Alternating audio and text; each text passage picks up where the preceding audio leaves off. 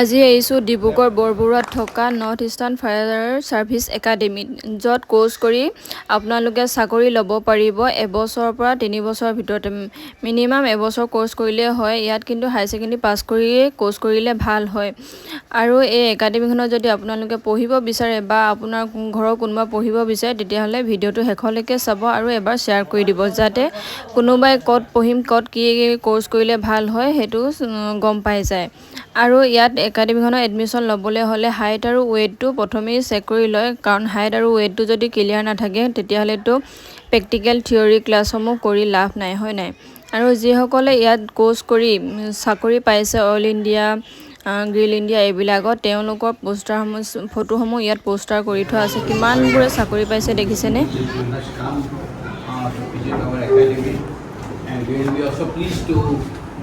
Inquire you about your education, about your development, whatever it may be.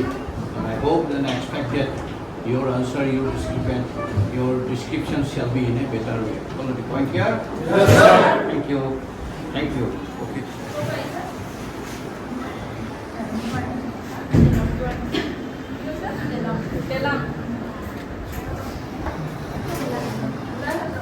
এইখিনি ষ্টুডেণ্টৰ শেষ হ'ব এতিয়া, সেইটো কাৰণে নতুন এডমিশ্যন হৈ আছে। যদি আপোনালোকে এডমিশ্যন কৰিব বিচাৰে তেতিয়াহ'লে স্ক্ৰীনত দি থোৱা নাম্বাৰটোত কণ্টেক্ট কৰিব।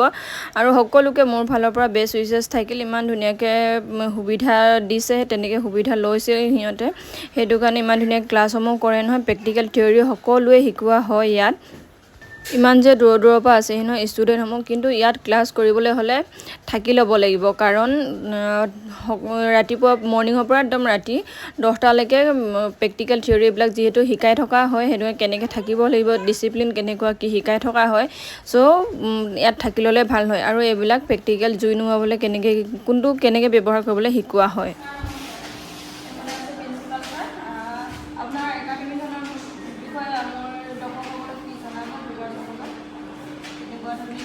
আমাৰ এই একাডেমীটো 2017 চনত স্থাপনা কৰা হ'ল।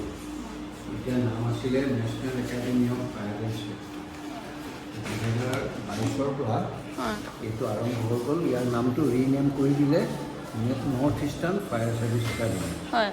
এই একাডেমীখন প্ৰতিষ্ঠাৰ আচল উদ্দেশ্যটো হ'ল কি, আমাৰ অগ্নি নিৰ্বাপন প্ৰস্তুতিকৰণৰ বাবে নাগৰিক, ষ্টুডেণ্ট, তাৰপিছত জনসাধাৰণ সকলোকে অৱগত কৰা।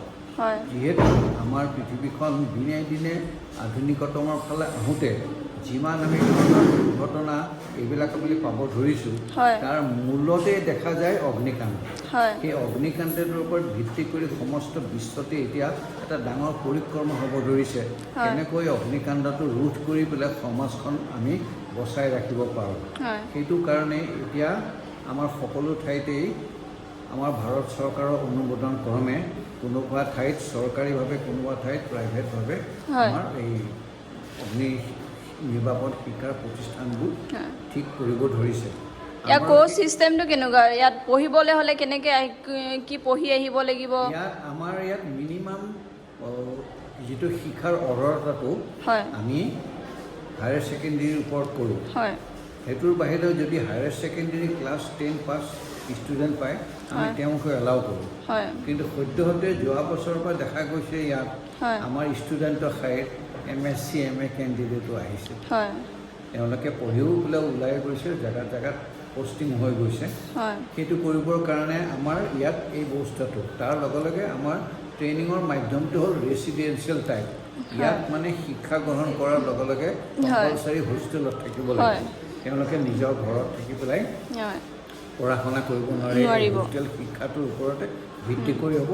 আৰু এই হোষ্টেলৰ আমাৰ থকাৰ পাছত তেওঁলোকক আচল উদ্দেশ্যটো হ'ল কি, আমাৰ পুৱাৰ পৰা আবেলিলৈকে থিয়ৰী, প্ৰেক্টিকেল, লাইভ ডেমনষ্ট্ৰেশ্যন সকলো প্ৰশিক্ষণটো হৈ থাকে। সেইটো কাৰণে আমি ইয়াত থকাটো আৱশ্যকীয়। আৰু আমাৰ 3 ৰকমৰ হয়। মৰ্ণিং PT হ'ব, দুপৰীয়া থিয়ৰী ক্লাছ হয়, আকৌ আবেলি সময়ত হ'ব আপোনাৰ এই প্ৰেক্টিকেল। সেইকাৰণে ৰাতিপুৱাৰ পৰা আবেলিলৈকে 3 ৰকমৰ পোচাক তেওঁলোকে পিন্ধে।